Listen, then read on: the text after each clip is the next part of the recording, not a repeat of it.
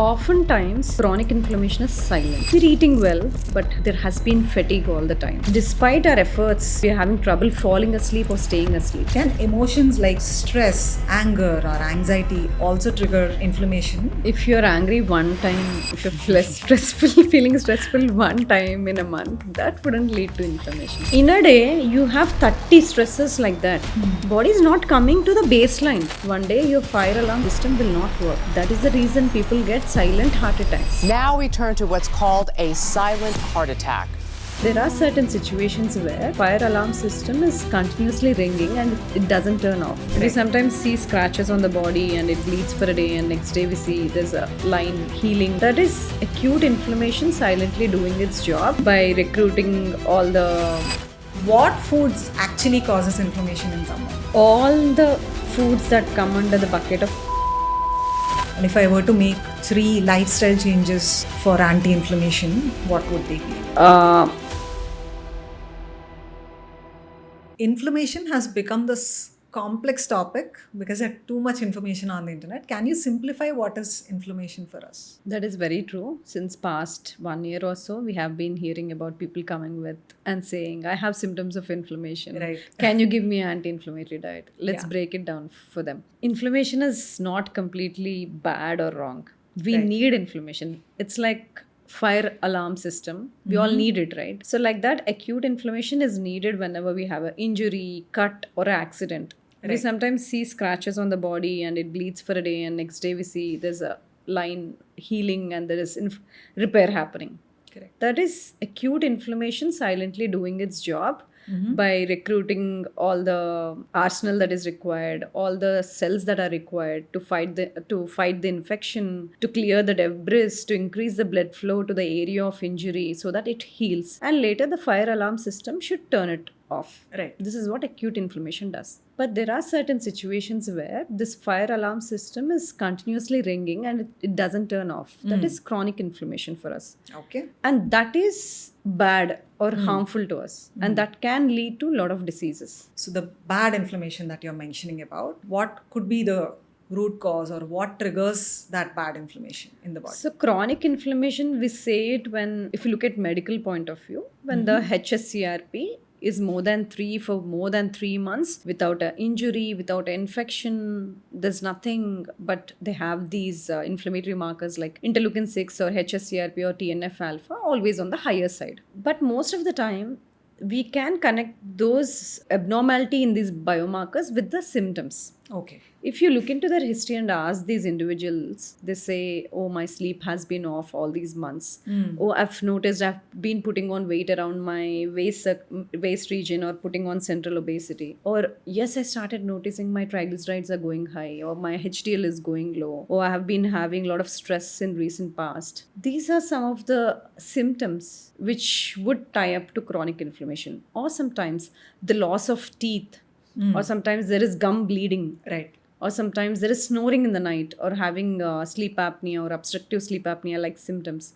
So these are the few indications, silent symptoms that go often unnoticed when people have chronic inflammation. Okay. That reminds me, I think the reason why people come and tell us directly that we have inflammation might also be because of one viral reel, right? So also like one of my favorite actors in a podcast said something like this, quote, all my life, I struggle to be thin. I've dieted like crazy. I've exercised like crazy. Sometimes I would lose weight, but it would always come back. And no matter what I did, my weight was only increasing. And the more it increases, the more I worked out. And then this year, I found out that it's because of inflammation and it's not fat. And I was put on an anti-inflammatory diet and it worked beautifully and weight went off like that. End quote. So I think it's great that it worked beautifully for her, and that could be the root cause also why people come back and ask, directly give us anti-inflammatory diet. So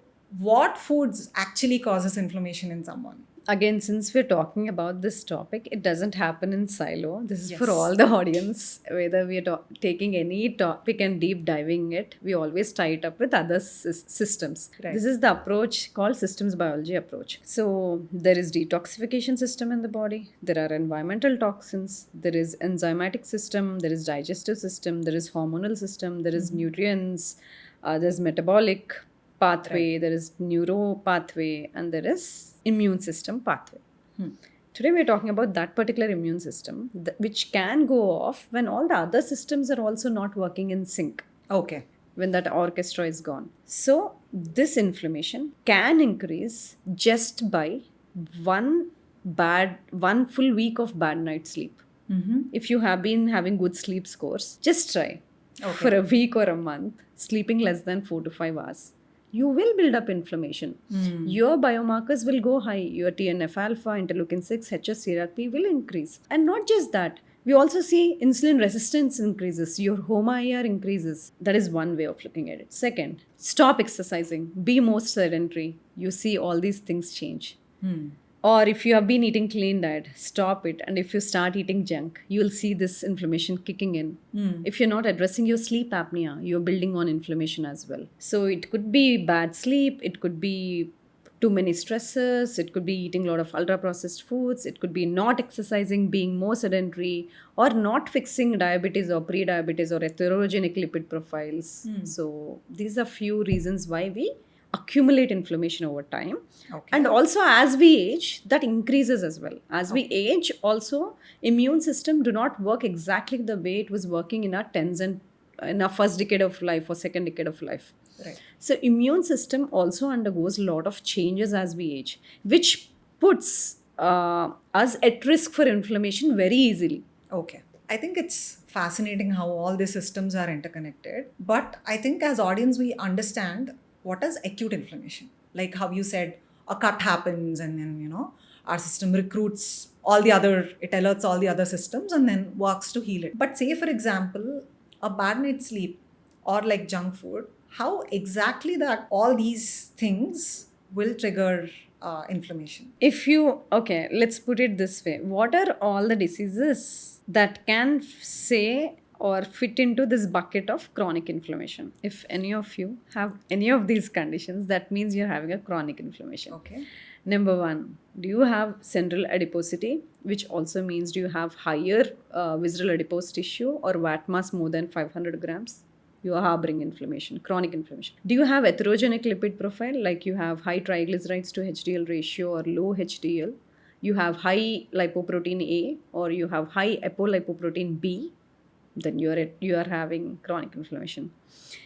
If your sleep scores for more than a month or more than 2 months, say your restorative sleep is less or less than that is required, you are prone for chronic inflammation. Or when you have metabolic associated fatty liver disease, you have obstructive sleep apnea, you have periodontitis or gum bleeding or tooth loss, you have diabetes or pre-diabetes or insulin resistance, then you all have chronic inflammation.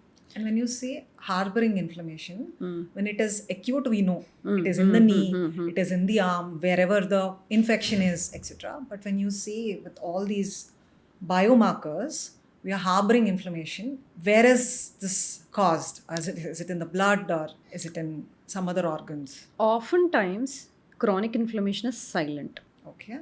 That's why it is not always diagnosed with a blood test. Silent inflammation or chronic inflammation could be as simple as us having chronic fatigue. We're eating well, but there has been fatigue all the time, like feeling low on energy starting of the day to end of the day. Despite our efforts, we are having trouble falling asleep or staying asleep. Right. Despite our efforts, we are continuously having all the fat accumulated around the abdomen region. These are the silent markers for chronic inflammation. Okay. Not often. These people may not yet have high levels of hsCRP, may not have high levels of interleukin 6 yet. Okay. But there are certain silent symptoms where blood tests are not at showing any changes, but person starts developing chronic inflammation. And all the symptoms are very unexplained, right? Very Nobody will unexplained. take them Or in. joint stiffness, for example. But if you do advanced tests, that could be rheumatoid arthritis. You may do a test, but your rheumatoid factor is negative, anti-CCP is negative. But hsCRP could be borderline high. Right. So that's the reason the earlier stage could be no change in the blood tests, but you could harbor these symptoms. Next step would be borderline high in these biomarkers. The next step could be all these conditions, pre-diabetes, rise in HOMA-IR or rise in all the atherogenic lipid profile, bad night sleeps continuously, having obstructive sleep apnea, continuously having less restorative sleep, All of these. So I would say Factors. basically inflammation is systemic. It is there in your system. Right. If you can locate it to one organ or one space, then that is a completely different story. Then that is called acute cholecystitis, which is inflammation of gallbladder. Acute appendicitis, inflammation of your appendix. Acute pancreatitis, that is inflammation of the pancreas. Those are all emergency situations. That means there is particular problem at one organ site. That is not what we are talking about today when we say chronic inflammation. As the systemic inflammation, it's there in overall your body. It's there in the entire system. Okay, got it. And going back to the previous question, especially related to like food, what could cause inflammation through food? All the foods that come under the bucket of ultra processed foods can trigger inflammation. Some people, dairy also triggers inflammation. For some people, gluten also triggers inflammation. And definitely so with fructose and all sugary drinks, and with all ultra processed foods and direct sugars. Right. All these trigger inflammation. That's why when you see a person starts with these simple changes called anti-inflammatory diet, by that we mean when a person eliminates all these from the system, like all sugars, all ultra processed foods, eating a lot of vegetables and fruits, reducing a lot of alcohol from the body. Right. After a month, you see the person is different. There is less accumulation of edema in the feet or in the face. Energy improves, fatigue reduces. They feel a lot lively, right? Yeah. So Quality of life. Quality of life improves. Right. So just by simply removing foods that can provoke inflammation, you're already improving. Then the next step. Yeah. Next step, think about sleeping better, having consistent sleep routine, adding the breath work to manage your stress, improving your exercise capacity one step at a time, adding more foods that can reduce inflammation called anti-inflammatory foods. Right. If you add on all of these, then there is much more change. But even in the food groups that you just mentioned, we all know ultra processed food is a big no. High sugary foods causes inflammation, etc. But even I won't say superfoods, but foods that are relatively healthy also. I think from food to food, person to person, one food that is not causing inflammation in me might cause inflammation in somebody else. Yes. Right? We keep hearing these stories from people we meet here as well. Why is that? Why is the same food group, which is relatively healthy, say for example a mushroom or a pumpkin, which are very healthy foods or also like fall under superfood category, why are they also acting differently? There are two concepts here. One, there are certain intolerances towards food groups. Right. A person might be specifically intolerant to that food. Allergy is different. Right. Allergy is when you have it and your immune system attacks immediately and you know that you can't take it and it's life threatening. It could be on the respiratory system or on your skin. You know that. So you consciously avoid it. But there are certain foods, since we eat it along with other food groups, you may not notice. But when you eliminate it for a certain period of time in your life, like for example 6 weeks, and then you reintroduce with single ingredient at a time, like for example mushroom for a person, might trigger inflammatory response. How could that be? It may present as an oral ulcer. It could present as a severe abdominal pain or immediate loose stool, where body is saying, I'm intolerant to it. That is one way. Another way is sometimes people are more reactive to histamine-rich foods. Okay. Like for example, tomatoes or other foods. Or sometimes there are certain food groups that trigger histamine in the body. Okay. For example, fermented foods are good. They're not bad. Right. But taking fermented foods, for certain people, they feel triggered. They feel they're having sudden sneezes. They don't feel well. They feel abdominal pain. Yeah. So every person's gut is different. When your gut already harbors some kind of infection or inflammation, the way body accepts that food is different. Right. So there could be intolerances, there could be increasing histamine in the body. If the histamine increases in the body, what is wrong? A lot of us can eliminate it from the body, but there are certain people who are very sensitive to histamine-rich foods. They get allergies, they get itchiness on the skin, etc., or they get hives on the skin, etc. So some people are more sensitive, So that's why eliminating them also will reduce further inflammation in the body. So I think for each and every one of us, we have to go on to that exploratory journey and listen to our body, and then Yes. how each food is reacting to us. Only then we'll know which is causing inflammation to us when compared to True. other. Can emotions like stress or anger or anxiety also trigger inflammation, and how permanent is that? If you're angry one time, if you're feeling stressful one time in a month, that wouldn't lead to inflammation. If you have chronic stresses in your life and you are not mitigating them, and if you're not responding to them, that is when the immune system will respond differently by causing inflammation. Okay. But if you're handling it well, for example, you're exercising, you're sleeping well, you eat healthy food, you do breath work, and you're handling the stress well, then you may not end up with inflammation. But I see there are certain individuals who do not do any kind of breath work, who do not train their body or train their parasympathetic nervous system, that you need to calm. Your GABA receptor should turn on. We do n number of tests at the center, right? One of the most important tests we do at the center is to check their autonomic nervous system. Right. Often it gets missed. We see a lot of people wearing wearables nowadays. Some people wear rings, some people wear bands. What are they all tracking? They're tracking something called heart rate variability. Heart rate variability means how variable is your heart rate, how less, how more it can get. That is determined by autonomic nervous system. It works in two pathways, one sympathetic, one parasympathetic. Sympathetic is when we see there is a tiger and we run away.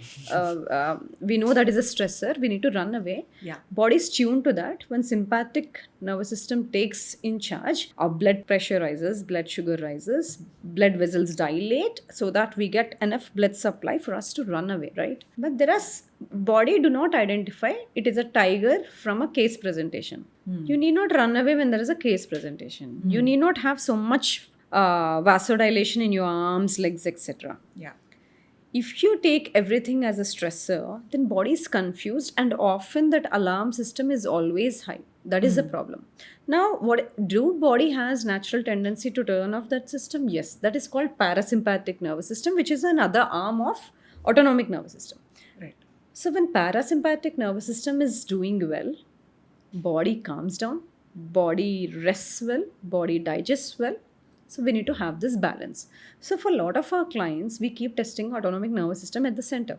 More than 60% of the people have sympathetic overdominance, which means their body is not resting, they're not taking time off, they're not relaxing, continuously feeding their body with stressors or we can see, stressor means loss of a person in the family or having a major injury or having a major project that is coming up. No. We have minor stressors also, because we are talking about something called micro release of cortisol. When there's a larger stressor, cortisol releases to a major extent, but you have micro doses of stress, then as well body reacts. So in a day, you have 30 stresses like that. Body is not coming to the baseline. Body is not bringing itself down to the rest mode. Right. So imagine that kind of alarm system where wires are misfired all the time. One day your fire alarm system will not work. That is the reason people get silent heart attacks. Why is there no pain in a diabetic person and that heart attack is silent?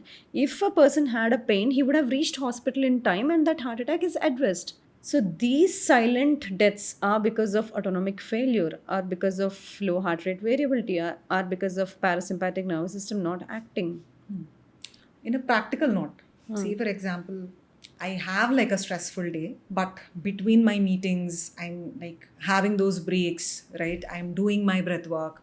In the evening, once I finish like my stressful day, I'm unwinding, having a good night's sleep. I am technically safe from inflammation if I'm balancing my ANS with like Yes. letting Yes. my body take over the parasympathetic nervous Yes, system. of Just course. taking over. Yes, Okay. of course. Now we are talking as if it's a luxury, right? You're Right. saying, oh, what if I take good breaks? What if I go home and sleep well, eat well? That is what we have been doing for years, which we stopped doing. So if we rest well, take the time that the body needs for recovery, do regular stuff like regularly that we were doing, then we need not track things. Right. No, because practically it feels impossible, right? How can I avoid stress during the day? How can I like avoid my important meetings or presentations? But if you break it down and plan it well, I think it's worth it. You tell me honestly, you must have seen this n number of times. There was a day when you ate junk or ate ultra processed food and went for a meeting, and you could have reacted little off, agitated, or you have taken meeting in at a certain level. There could be another day where you were well rested the before day, had good food, a balanced food, and you attended the meeting. Our mood is completely different, right? Productivity is also Productivity is different. different. Better points. So that is the inflammation we're talking about, the silent Got killers. It, yeah. Got it. I think the next question is around, I think, one of the very important, very key questions, where a study showed that cancer patients who recovered the first time are kept on anti-inflammatory diet and an anti-inflammatory lifestyle, and the chances of reoccurrence was very, very low when compared to the other group who are not on anti-inflammatory diet. So my question is not about the study, but from the start, if someone is maintaining anti-inflammatory lifestyle and an anti-inflammatory diet, is the cancer risk itself, will it like come down drastically? The risk of cancers, the risk of degenerative diseases, the risk of metabolic diseases, all of these come down. The risk of metabolic associated fatty liver disease also comes down when a people maintain anti-inflammatory lifestyle for a long time in their life. So as a takeaway, 3 foods to avoid inflammation. On the top is refined carbohydrates, like all ultra processed foods, like biscuits, cookies, pastries, etc. Second, all added sugars. It could be sweetened sugary drinks, or it could be flavored yogurts, energy drinks, or sweetened beverages, artificial juices, etc. Number 3 is these refined oils like omega-6 seed oils that we use for cooking. And 3 foods that are anti-inflammatory. The foods that can help us reduce inflammation are spices like curcumin and turmeric. Number 2, omega-3 rich foods like coconut oil in moderation, avocado, walnuts, chia seeds, etc. And number 3 is including different kinds of berries like mulberries or even amla, different kinds of vegetables. And if I were to make 3 lifestyle changes for anti-inflammation, what would they be? Sleep, sleep, and sleep. Okay.